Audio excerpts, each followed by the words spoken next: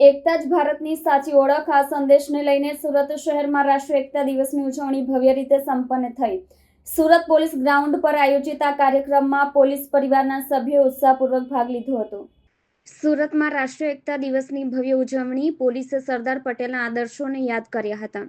આ કાર્યક્રમના મુખ્ય અતિથિ સુરત પોલીસ કમિશનરે સમારોહને સંબોધિત કર્યું। તેમણે લોખંડી પુરુષ સરદાર વલ્લભભાઈ પટેલના આદર્શો અને દેશની એકતા અને અખંડિતતા માટેના તેમના અમૂલ્ય યોગદાનને યાદ કર્યું। તેમણે જણાવ્યું કે સરદાર પટેલનું જીવન અને કાર્ય દેશપ્રેમ, મજબૂત નેતૃત્વ અને રાષ્ટ્રીય એકતા માટે પ્રેરણા સ્ત્રોત છે। આ અવસરે સુરત પોલીસના વિવિધ રેન્કના અધિકારીઓ અને જવાનોએ એકતાનો સંદેશ પ્રસારિત કરતી રેલીમાં પણ ભાગ લીધો। કાર્યક્રમના દરમિયાન સરદાર પટેલના જીવન અને રાષ્ટ્ર નિર્માણમાં કરેલા યોગદાન પર પ્રકાશ પાડતી વિવિધ પ્રદર્શનીઓ પણ ગોઠવવામાં આવી હતી। આ ઉજવણીનો મુખ્ય ઉદ્દેશ્ય ભારતના એકીકરણમાં સરદાર વલ્લભભાઈ પટેલના અભૂતપૂર્વ યોગદાનને સ્મરણ કરવું અને દેશની એકતા અને અખંડિતતા માટેની તેમની ભાવનાને નવી પેઢી સમક્ષ રજૂ કરવાનો હતો। કાર્યક્રમમાં ઉપસ્થિત સૌએ રાષ્ટ્રીય એકતા માટે પોતાની પ્રતિબદ્ધતા રજૂ કરી હતી। કેમેરામેન હકીમ શેખ સાથે વસીમ હાસમીનો રિપોર્ટ, આઝાદ ન્યૂઝ, સુરત।